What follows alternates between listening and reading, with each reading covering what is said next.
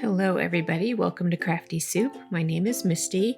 I'm here today as part of the creative team over at the Scrap Happy membership group, where we are spending 2024 talking about unexpected inspiration. And for the month of February, we are specifically talking about games. Now, we play a lot of games in my house, so this is a perfect topic for me. You can see my lovely game shelf in our dining space. I went to that shelf and had lots of choices and decided on this one particular game. So let's see how I turned this game box into a scrapbook layout. So I will leave that popped up in the corner for you. And when I looked at this, my brain shuffled through several ideas, both color palettes, stripes, watercoloring, and then my brain landed on shapes, just basic geometric shapes. And I went through my story binder and found some photos from Christmas that have distinct shapes. Now, Christmas trees have a very distinct shape. So I wanted to incorporate a triangle along with a lot of the circles that you see in that graphic on this game box. And also there's some rectangles and squares. And because my Christmas tree will have a star, I'm going to incorporate some stars. So that is my plan. I went to my counterfeit kit and pulled out some papers that I think will work. That polka dot kind of print in the background is very colorful. It reminds me of Christmas lights, but it also has circular shapes to it. So I'm going to start that as the base of my layout. And then I pulled out a couple of plaids from my kit.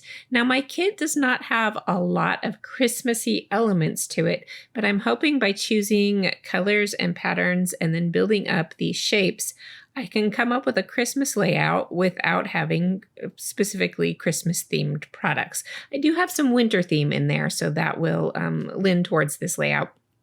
But we'll see it all come together as we go.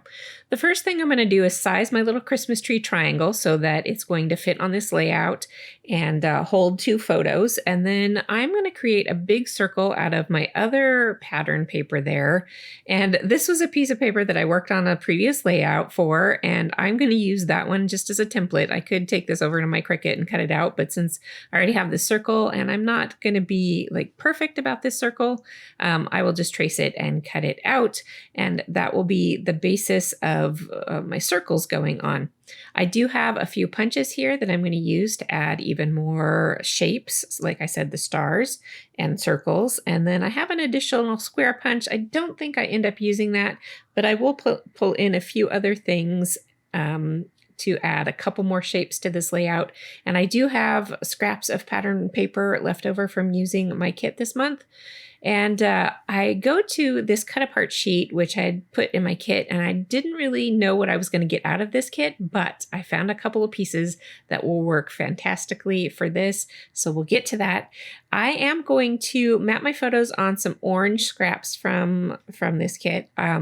Because those two pieces of plaid pattern paper are fairly different in style, they both have a little bit of orange in them, so I'm going to let that be my guide to tie these pieces of pattern paper together. So I'm going to map my photos on some orange, and that's going to help pull them together. I'm also going to sprinkle a little bit more of that pattern around the page. So hopefully, even though those two pieces of pattern paper are pretty different, I'm going to help tie them together. Is it perfect? But it works for me, so I'm going to go with it. All right, I've got my photos matted, and now placing these shapes on the page is the next challenge here. I decide because those two pattern of plaid are quite different, I don't want a lot of each one showing. So instead of using the entirety of that circle on my layout, I'm going to let it hang off the page, and we'll trim that down later. And that will make it a smaller proportion of my layout so that it's not taking up as much visual space. So that gets trimmed off. And then I do have that little cut off as an extra there.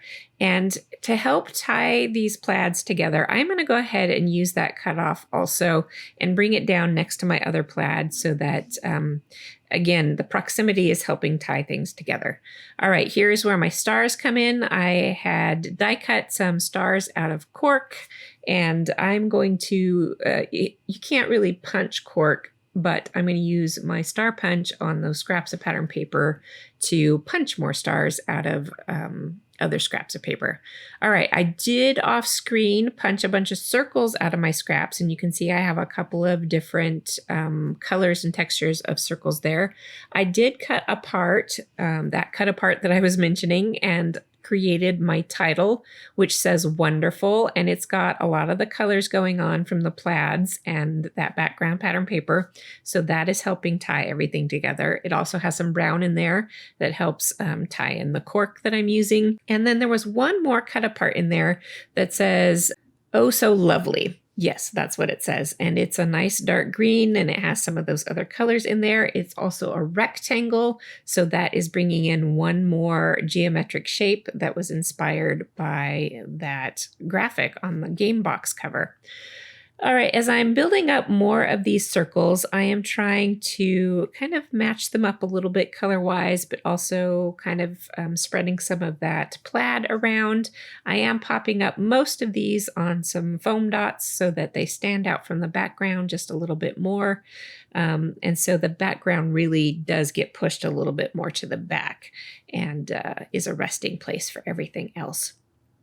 All right, I won't make you watch me fiddle with all these pieces, but I do layer up a couple of more pieces of embellishing. I have some mugs, I have like a bowl of soup, so a lot of these warm, cozy icons that go with a winter and Christmassy layout without being specifically Christmas themed.